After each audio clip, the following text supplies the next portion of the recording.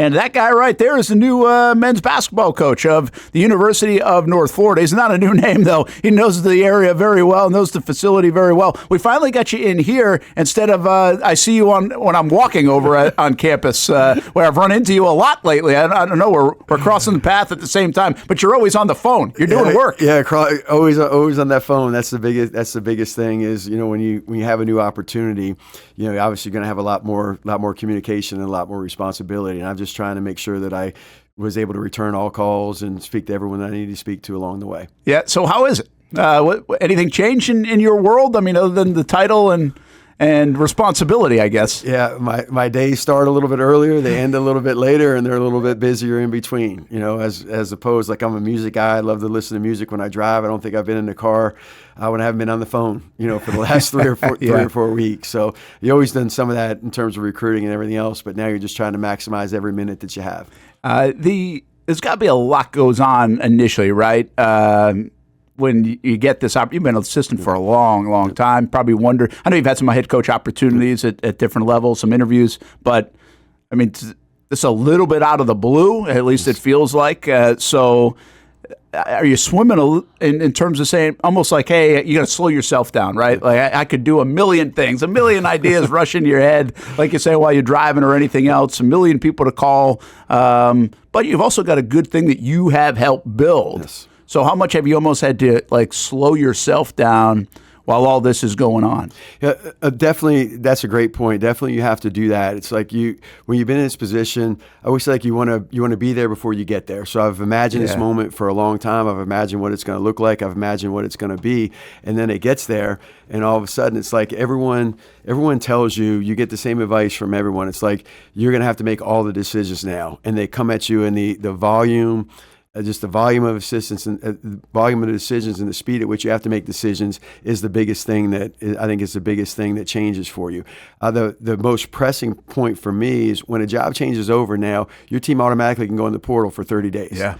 And even though the portal's closed, so a job changes over, if people have missed out on guys, now all of a sudden you're the market, like your team's the market. So the most pressing thing to me when the job changed over, when I was awarded this opportunity, was to make sure that we maintained our roster. We were very fortunate. Recruiting was done, so we retained all 14 of our players.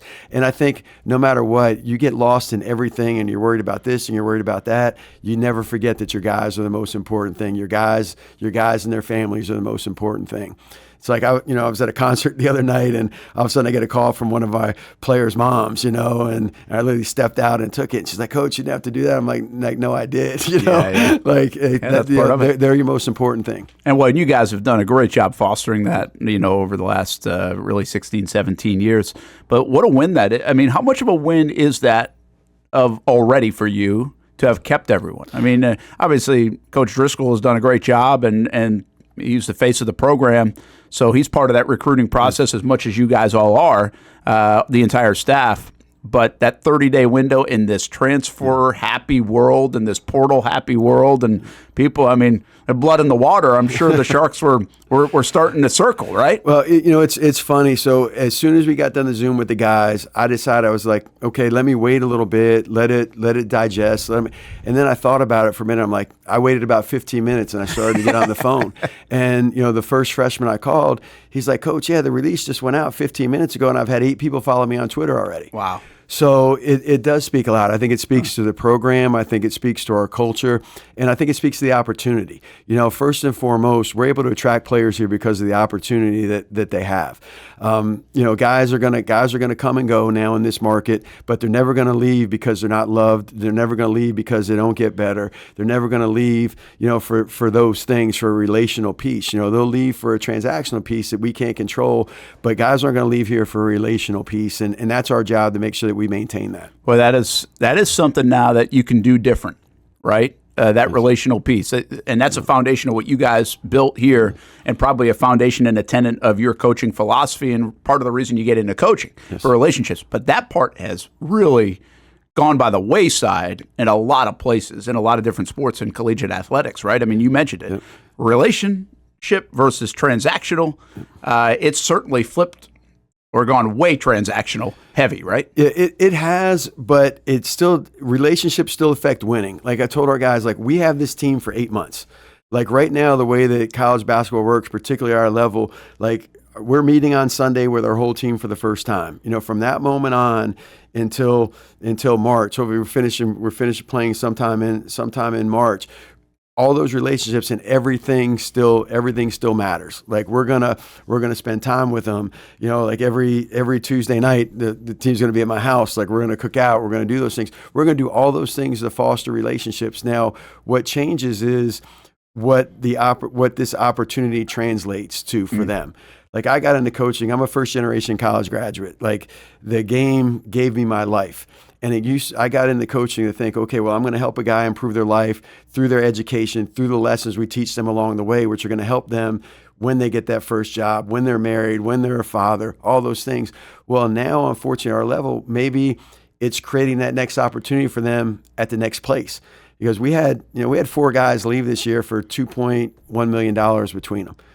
Like the salaries that they got, I've never had a starting salary for anyone who's had a degree, walking out. So it's part of it. And we can't get caught up in, well, they're going to leave, they're going to do this, they're going to do that. While we have them, we're going to love them. We're going to do everything we have. We're going to try to help them be the best player, the best person they can be. And then hopefully when they leave here, they take a little bit of us with them. Is that easier a little bit this year for you guys to do? And I know you got to do it anyway. It's the way the landscape has changed. But you're an interim head coach. So you're kind of all in the same boat. Like you really have no idea by next April where everyone will be. That's a part of the University of North Florida men's basketball program right now. I don't know if that's a helpful thing or scary thing or whatever thing, but I mean, you're kind of all in the same boat right now. Right. We certainly are. And it's like somebody asked me that the other day, and I'm like, I've never had more than a 1-year contract in my life. Yeah. And I think when you do this professionally, like as an assistant, there's always that pressure, and the amount of pressure that we put on ourselves as coaches is nothing like the external pressure that we're going to have. And everyone's like, well, you're going to feel this and you're going to feel that. And you're going to, people tell me the difference between being a head coach and being an assistant is you're going to feel the losses a lot more and enjoy the wins a lot less, and it's easier as an assistant to let that stuff kind of go away. But the bottom line is, like I said, the whole goal has always been to build a program, and we've built the program here. We've built a program that's sustained. We've done that. In the landscape as it's changed, the goal is now almost to build a team. And how you kind of maintain the sense of the program is we've recruited high character kids. So we've had, over the last 3 years, 8 new guys, and 7 new guys. I mean, it's 23 new guys, and yet you walk into our practice, the culture's the same, things are the same. Well, the only way to do that is to attract high character kids, because then your culture doesn't slip. It's like when Jalen Smith came in here as a freshman, it was the first time in a while where, we've had the best point guards in the league where we didn't have the guy before to teach the next guy. Yeah. But still recruiting he's a high character, great kid. It translates quicker. Things translate quicker, and you get where you want to go faster. We have this curiosity from assistant to head coach in all sports, right? Like we'll have this about Liam Cohen. Right. Coming up can he call plays and call a timeout at the right time? That's going to be under scrutiny, and you're a Jags guy, about that. Do you wonder at all about that part of it? And because that's still a long way off. I mean, you're doing summer stuff. You're getting everybody on. You've secured the roster. Like, there are a lot of things going on where you can't even think about whenever the home opener is or the opening game, probably on the road against a big team, which you guys usually do. The University of Florida, by the way. Oh, yeah, by the way, it's at Florida. Yeah, when they drop the banner, it'll be their first game of the year. Yeah, so good luck to you. Do you wonder about that? Is that a harder thing to balance than even you might think it is, because you really haven't had to think about that, like with the bullets flying? Yes. Like, again, the pace of the game, the feel of the game, when to call a timeout. I'm sure you kind of sat there for the last 20 years and are like, hey, man, it might be a good idea to call a timeout. But it's easier to say it might be a good idea to call a timeout than actually call a timeout. No, I'm 32 years into this, and you're absolutely right. Again, like you try to prepare, and it's crazy. Like, one of the things, I went on an interview a few years ago, and this kind of changed the way that I looked at things. And typically you go on an interview and they're all culture questions, and they're all kind of fluff. And it was one of the most unique things in the world. The provost at this school was actually a former college basketball coach and was an NBA scout. Oh, wow. So I get with him, and it's the provost, this time of your provost. So I'm thinking I'm going to get asked all these academic questions. And literally we went in his office. He had the whiteboard there. He flipped me a marker, and he says, okay, there's 12 seconds left in the game. You've got the ball baseline out of bounds. You're down to 30-second timeout. He put on the clock, drop the play. What are you going to do? Wow. So from that moment on, like I've actually spent time in the summer, in my downtime trying to say, okay, what am I going to do here? Am I going to do that? Like you prepare. Yeah. Now when the lights are bright, and it's the thing. What's the SEALs saying? You don't rise to the expectations. You sink to the level of your training. And I've got to rely on a lifetime of training to help me get through. And I'm sure I'll make the right decisions along the way. You guys could really, again, too early on this, but you guys could really be a cool story. Yes. This year, right? I mean, is that going to be any kind of your message? I mean, you could be a cool story every year at the University of North Florida, but I can't imagine people are going to expect much out of this revamped roster and first-time head coach. Will that be something that you kind of play up? Well, internally? we do. And I told the guys this morning, like the standard's a standard. And the standard's been set here. And I've said this already, but like our goal is to create a future that's worthy of the past. We've had success here. Now when the baton gets passed, like we've got to elevate those expectations. And that's what we're here for. I mean, anything less, than a championship is a disappointment. I mean, we have an administration who's committed to helping us be the best that we can be. And, they say, players and coaches win games, but administrations win championships. And I think from the top down at the University of North Florida right now, they're doing everything they can to provide us with the resources and provide us with the opportunity to be as successful as we can be. And I think my goal as a coach is to, create opportunities for our team and limit excuses. And those opportunities and those aspirations they're the highest. I mean, that's what we want to do. I think, to your point, and I've always spoken about this when I've talked to teams, like this is the 2025-26 season. And that dash represents life. It represents a story. And we're going to tell our story from the time we're together, which has kind of started, to the end. Now, what happens, how long that dash is, depends on how many games we win. Yeah. And that story, we're writing that story every single day. Yeah, that's cool. That's a good way to do it. It could be a pretty neat one as we watch it unfold over the next really 8, 9, 10 months. And everybody will be on campus starting next week. Tell us a little bit about your roster, because we talked about all the guys that aren't here anymore, but really you have 7 players returning that know about the program, that know Bobby Kennen, that know the staff, and that's a pretty big deal. 4 of them saw action: Oriole, Lee, Oliver, and Diachik, if I said that right. And then you bring in, you got Kent Jackson, comes over from JU. Yep. You did that one time. Mm-hmm. Taylor Thompson, another local product, along with Mason Lee out of Providence. Yes. So what do you like about this roster, those guys and some others that you brought in? I think our roster is extremely versatile right now, and it's highly competitive. We've had some early workouts, and I think one of the things that we've seen as a coaching staff already is that we have a lot of competition and a lot of depth.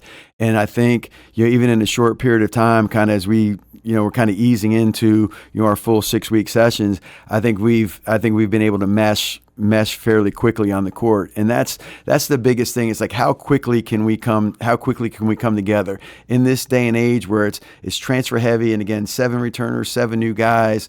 The quicker you can get them together, the better you're going to be. Now the difference is, even for our returners, I believe we return like 11.4 points a game or 11.7 points a game, and Cam averaged 8 and change. Wow. So say 4 guys hit the court, but the other 4 guys average 3 points a game between them. So everyone on our roster has something to prove. Yeah. I have something to prove as a coach. Our staff has something to prove, but everyone does, and everyone is going to be they're going to have the opportunity to accept a different role than they've had before. Everyone's going to have to do something here that they've never done anyplace else for us to be successful. And that's my challenge as a coach, to make sure to help them get there. You got to find 70 points, right?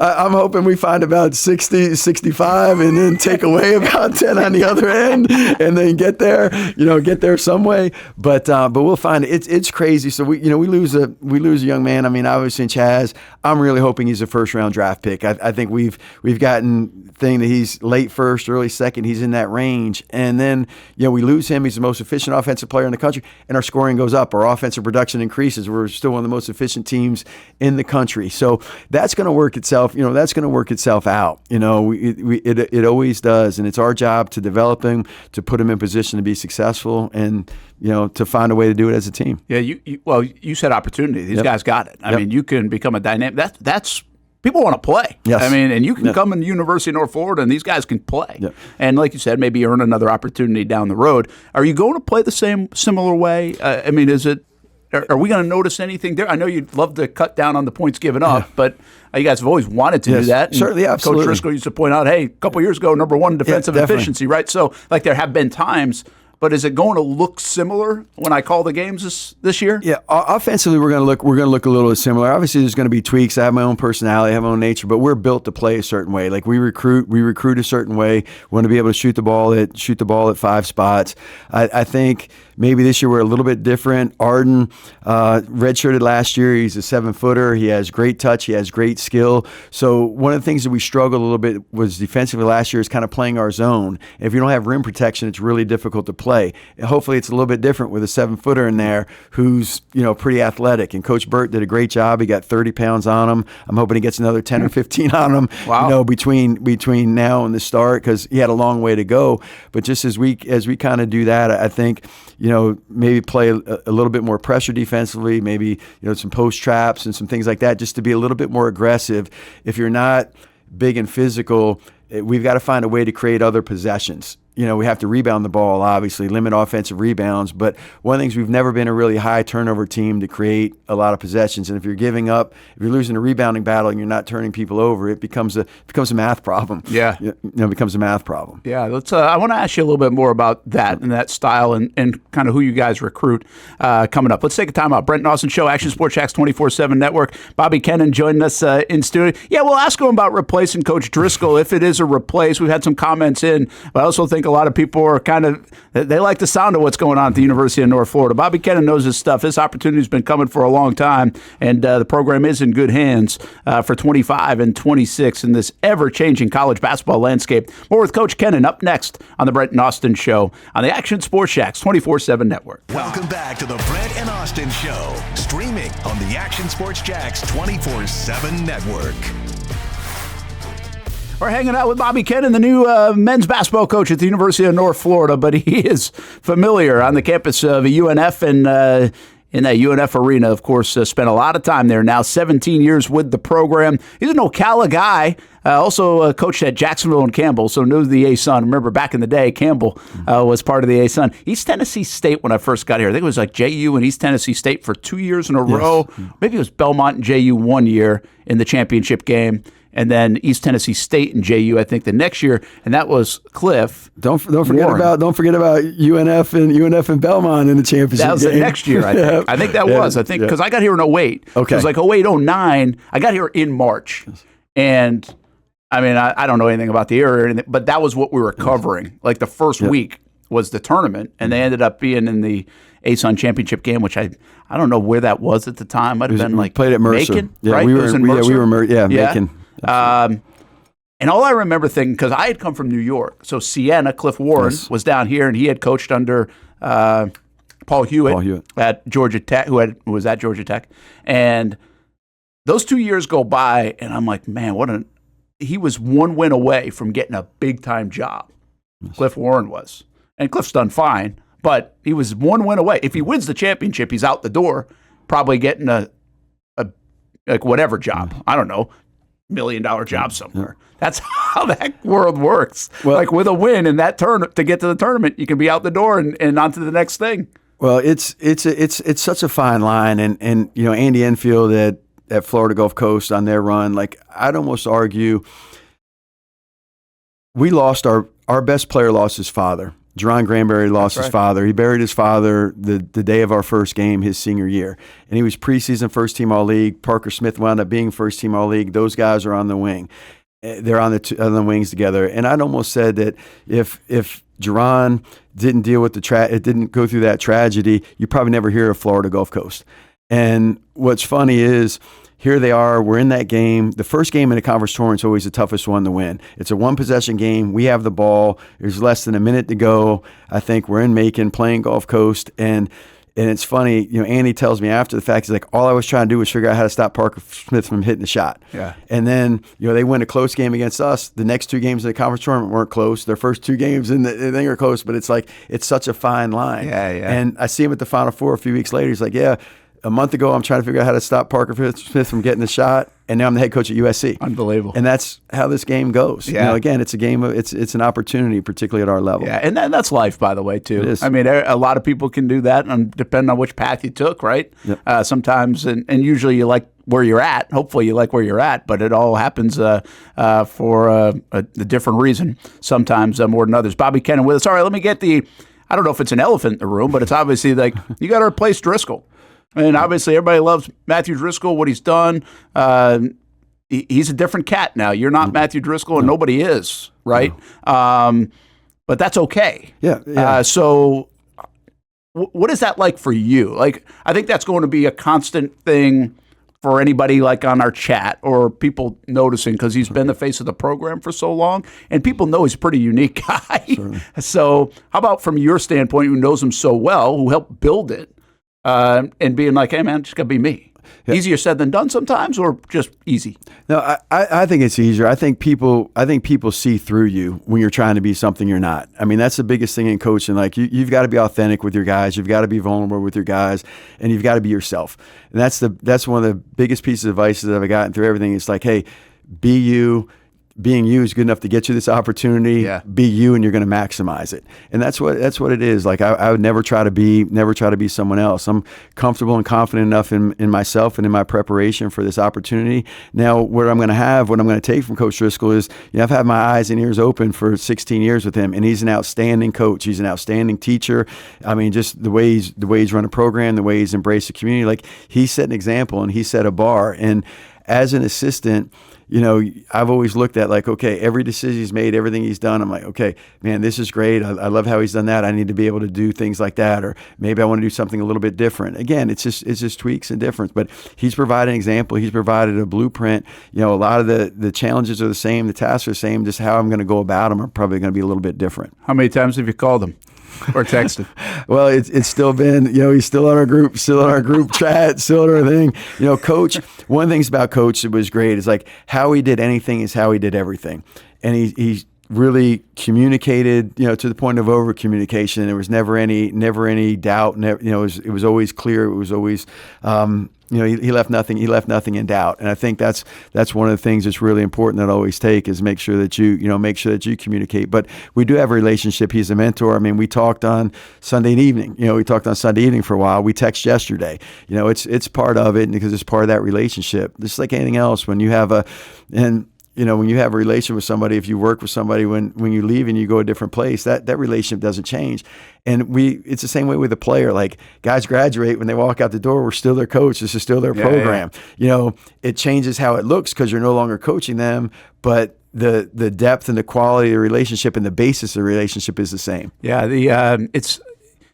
I came away when that news broke and heard from like Nick and obviously started to circulate. I think one of my first reactions to Nick was like, and I'm kind of excited for him. Like I'm happy for him because you've been around. You know him way better than me, even. But I mean, he's been feeling it the last few years. How happy are you for him that he can kind of just go coach? Because I think some of the things that people don't understand about you guys, but even Driscoll, is like they see the high energy guy, all this stuff, but you can coach. Yes. You just said at the start of this, he's one of the best teachers in the country.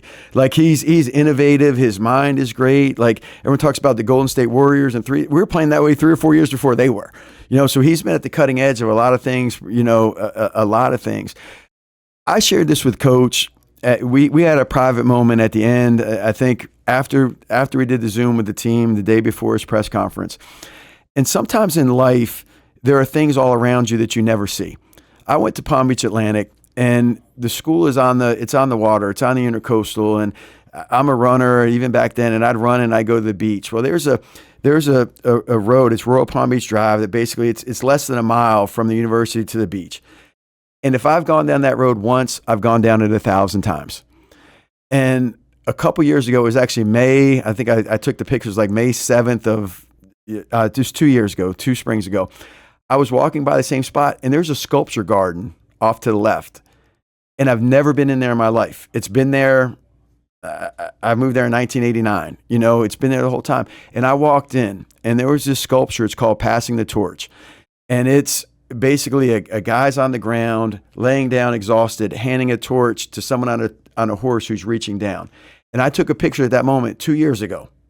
And I took it because I thought, when the moment comes when Coach leaves here, he is going to have given every inch of his soul, every ounce, everything he's ever had to the University of North Florida, to our program, to this community, to our players, to their families. He's going to give it all, and then it's going to be time.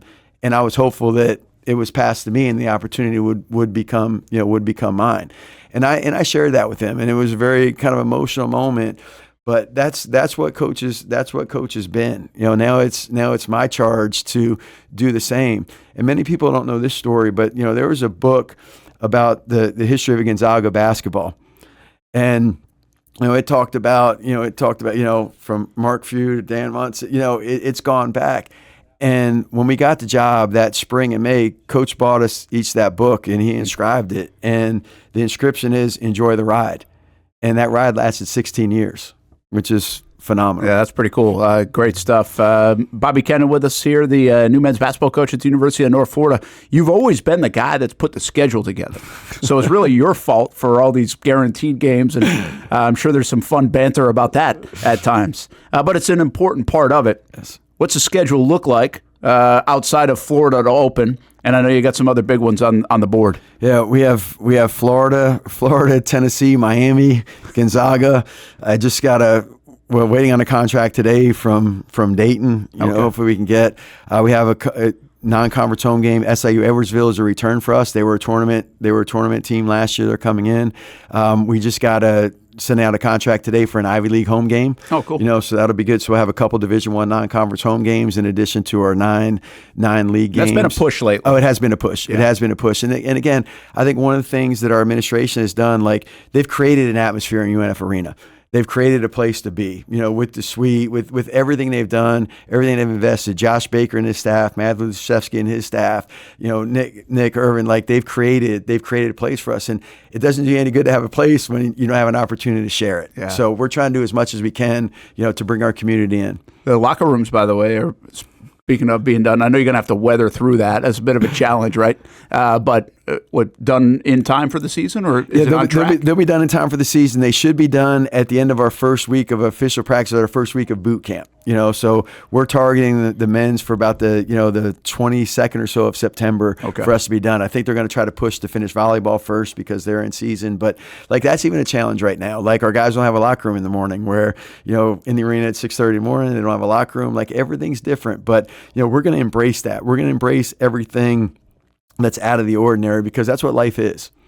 Yeah, and by the way, those are good things for today's kids to realize, right? I mean, everybody grows up, and nowadays it feels like the facilities have been so good and everything else. It's like, hey, you know what? A little adversity probably helps build what you want to build, and just a real life moment.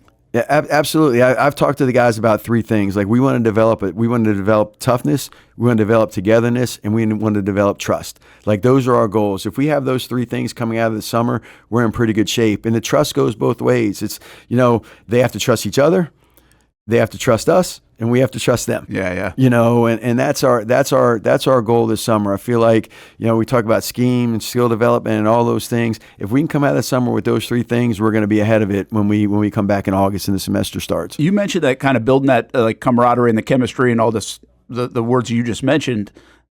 Are you guys have always put a lot of emphasis on that, whether it's cookouts or other things, but do you find yourself having to do even more of it?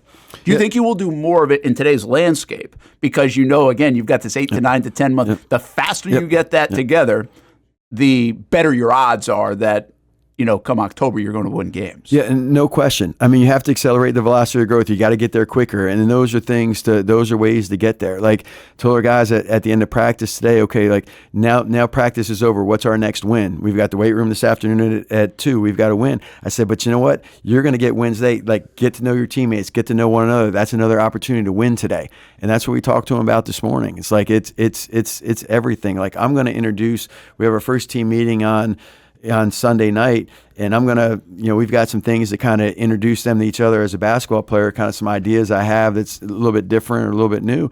But then my challenge to them is like, okay, I'm going to tell you who you are as a player. Now you guys got to learn who each other is as a person, because at the end of the day, that's how you win. In the NFL, we look at GMs and we say, like, hey, they want, of course, you got to get Travis Hunter right, but maybe you get like Wyatt Milam right in the 4th round, or Bashal Tutin, or it's Rayon Lane in the 6th round out of Navy that they get right. They find that. It's like, hey, feather in your cap, right, to be able to find that needle in a haystack kind of pick. You guys have seemingly been able to do this in the recruiting trail, so much so that in the development, yes, of course, to be able to get guys more opportunities, $2.1 million in earnings going into this year of guys that have left the University of North Florida. How much pride is in that, and how much are the big schools potentially just missing? Well, I think the change in the landscape right now, I don't know if they're missing as much as they don't have to choose. So the biggest challenge in recruiting at our level for always was the high school kids. Like, you were trying to sign them early, right? You're trying to sign them early. And the big schools traditionally would half recruit them, would tell them, hey, wait, we're going to sign you in the spring. So they were able to hold off some top level players because, hey, in the spring. And then sometimes you could be recruiting a kid for 2 years and they're going to come in and recruit them for 5 minutes and take them just because of level. They're trying to fill out their roster. Well, now I think the strategy for most high major programs is they're going to recruit the top 50 to 100 high school players in the country, and that's it. They're going to leave the rest alone.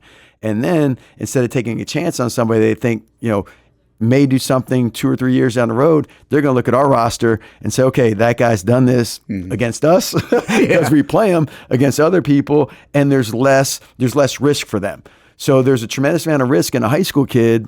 There's less risk in a proven commodity. And I think that's where their recruiting has evolved. So our challenge is to make sure that we get guys who are good enough and then get them even better so that they're wanted. Because for us, if you take a high school kid now, you can't look at them even at our level as 2 or 3 years down the road. They have to be able to produce on the court right away for us.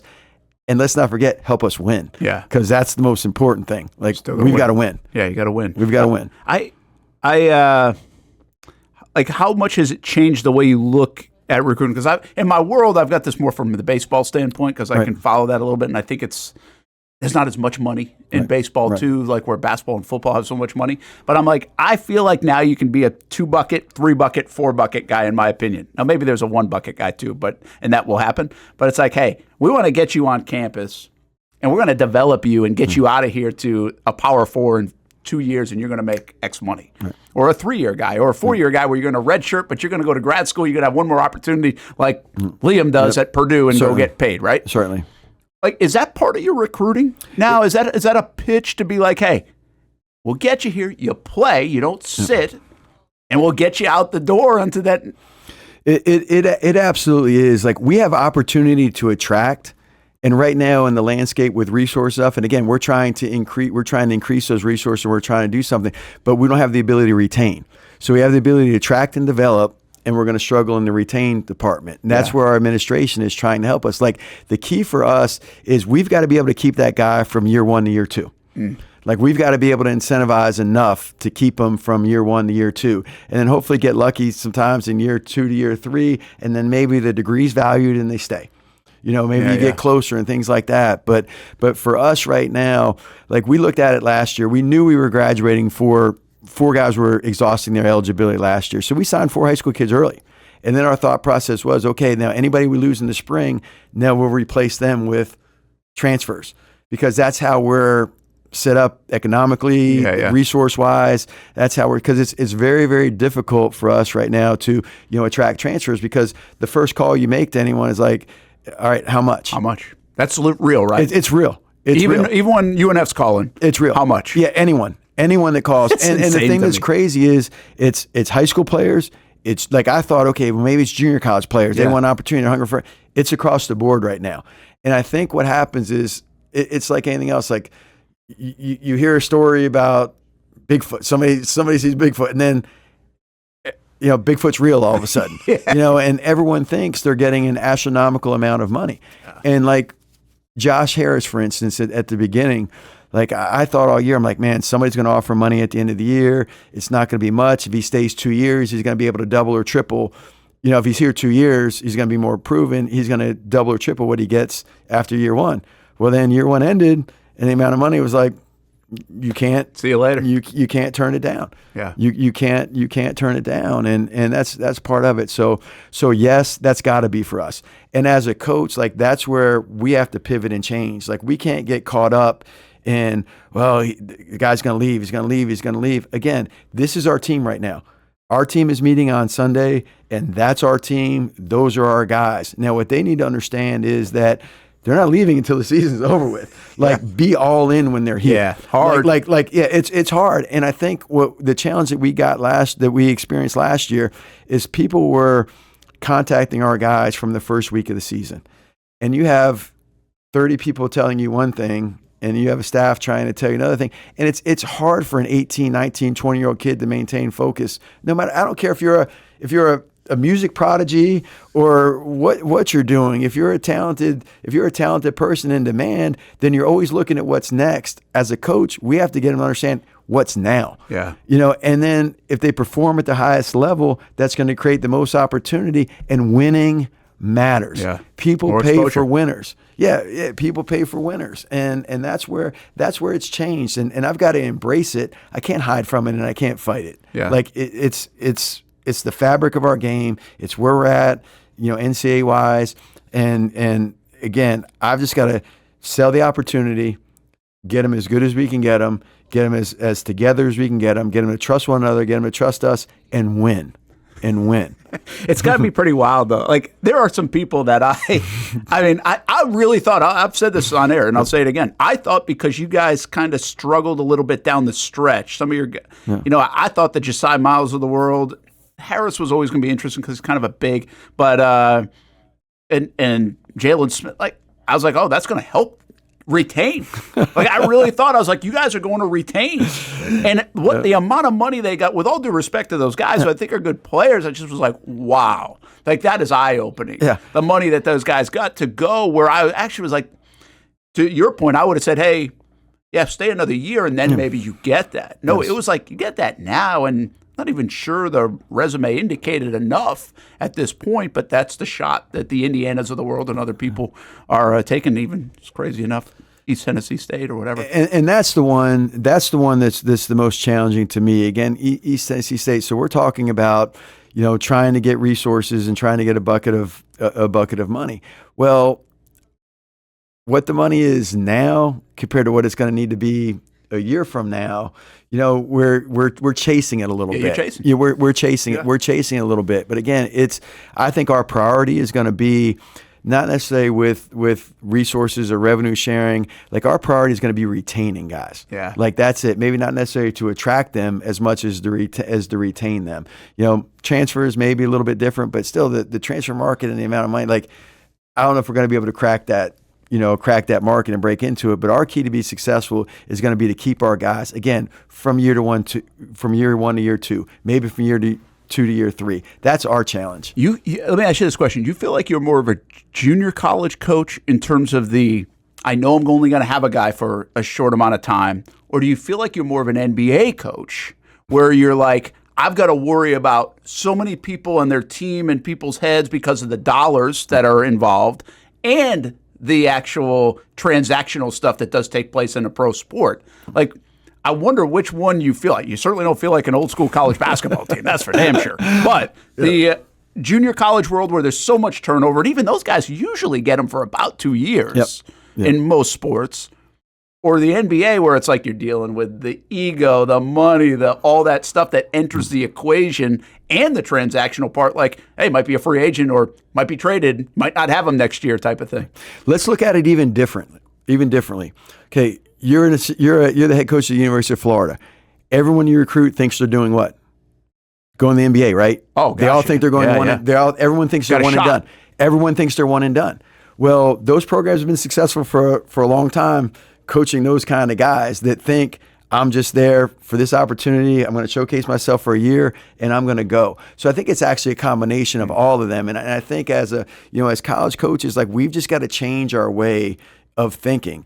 And I mean, like, well, you don't like, used to having guys for 4 years or 5 years, or Dorian James 6 years, like any of those guys. But the bottom line is, like, everyone now in the game is seeking their next opportunity. And even at the highest levels, they've always sought their next opportunity.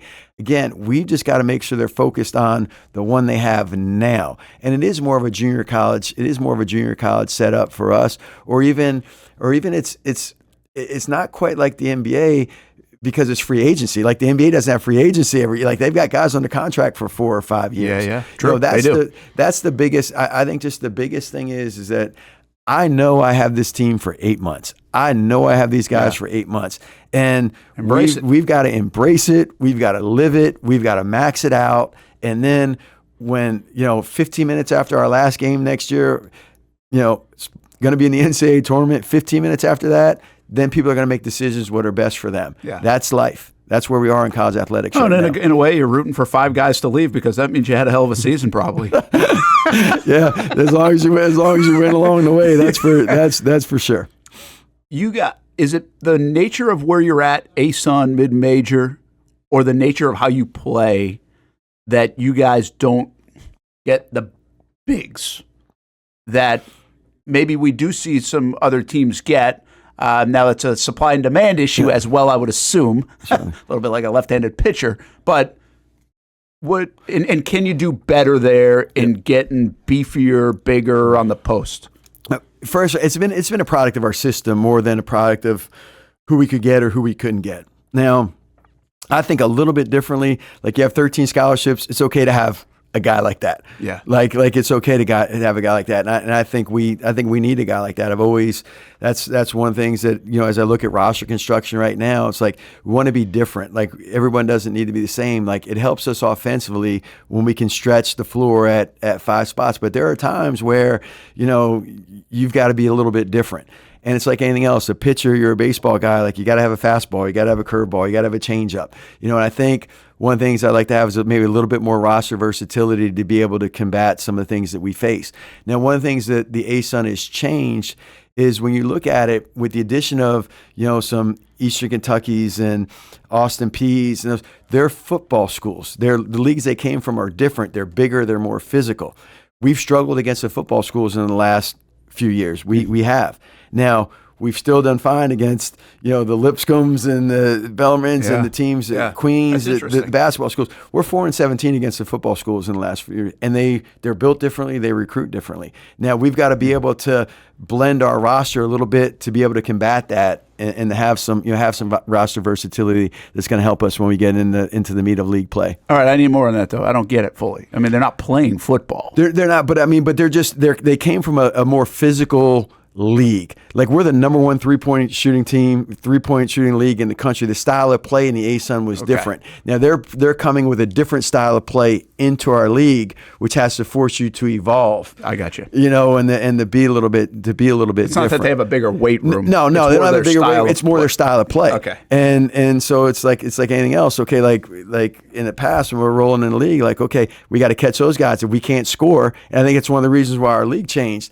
Like, we've been one of the best offensive teams in the country for the last 10 years. Like, if you can't score, you can't beat those guys. So they have to look at their roster and say, wait, we got to get guys that can put the ball in the basket, because we're not going to be in a 62-58 game against these guys. Yeah, it's not going to happen. So, that's the evolution. Now, there's been kind of a mix in the league, and, you just got to evolve and change and figure it out. All right, before we get you out of here, Glenn C. wants to know if the Knicks have reached out to you. Nick denied him permission. he didn't let him talk to me. That's been a common thing.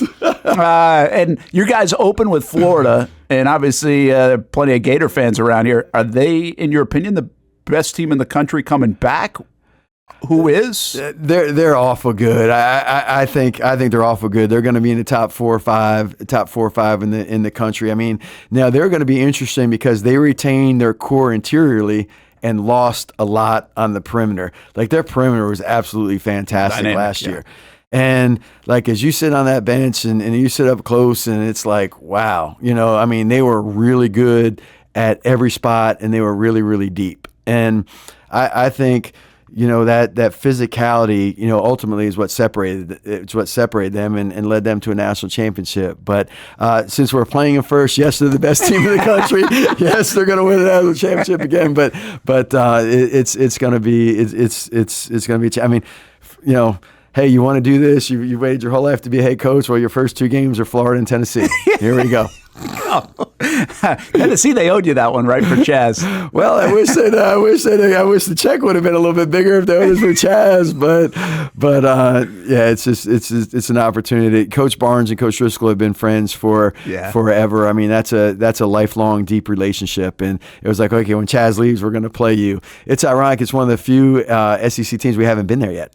We haven't played them yet. I think we haven't played Tennessee and haven't played Ole Miss and haven't been at Vandy. So we can just mark them off the list. I think Barnes is one of the most underrated coaches of all time. I don't think he comes to top of mind for people, but I mean, in your world, he does. Yeah, but I think just around the country, I mean, I think he's one of the most underrated. Everywhere he's gone, he's won. He's won everywhere. The longevity, again, being able to pivot, being able to adapt, being able to change. It's insane. They say, okay, this guy's an old school coach. Like, he can embrace it, and now he's in the NIL world, and they're a top 10 team in the country, regardless of where he's been and how he's had to do it. Yeah. And I think that speaks to just coaching, like evolve, grow, change, try it out, figure it out, what works, roll with it. If it doesn't work, let's come up with a solution. Like, that's the thing, is like the game, coaching presents you with 8 million problems. Like, let's not talk about our problems. Let's come up with solutions and let's figure it out. All right, quick lightning round. Who's the best team in the ASUN going in? Do you even know what the landscape of the ASUN looks like? The best team. North Florida is the best team going in. UNF is. Is there going to be a premier? Queens is the only team that returns an all-league player. Really? Yep. Everybody else got picked off or everyone graduated because or gone. Lipscomb graduated. Austin, was it Austin P as well? Yeah, everyone's gone. The only returning all-league player, is at Queens, and he was a transfer from Fresno. Wow. Okay. So, I mean, eyes on them a little bit. Yeah, eyes on them. But you don't know. You don't know. Like, you have no idea. You truly, why do a media poll or a coach's poll at the beginning of the year? Yeah. You don't. It's like, people have asked me, it's like, and again, anybody that's taking transfers, like, we're all relying on people to do things for us that they haven't done other places. Yeah. Every one of us. Every one of us. That's where we are. David Ackerman, you're relying on him to do things that he has done at familiar places, including UNF. You hire him. That's a hire this morning. Yeah. His servant attitude, his love for UNF. I mean, he walked into the gym as a 17-year-old kid from Creekside High School wanting to be a student manager. And what he did and how he's grown and the things that he's taken on, I mean, he's ready for this. He's ready for this moment. He loves our program. He loves the university. He loves his community. And at the end of the day, those people make a difference in your program. You still have one more hire? I do. All right. Coming soon? We're in process. We're definitely in process on that. So it's like anything else. Like in recruiting, everyone gets caught up in who they don't get in recruiting. Well, that doesn't beat you. What beats you is taking the wrong guy. You take the wrong guy, that beats you every single day. I want to make sure I take my time and get the right hire, because you don't want to. This is one thing you definitely don't want to rush into. Last one, just so people understand who Bobby Kennen is. Who's the coach you admire the most through this? That you looked up to, you read the most books about, like is.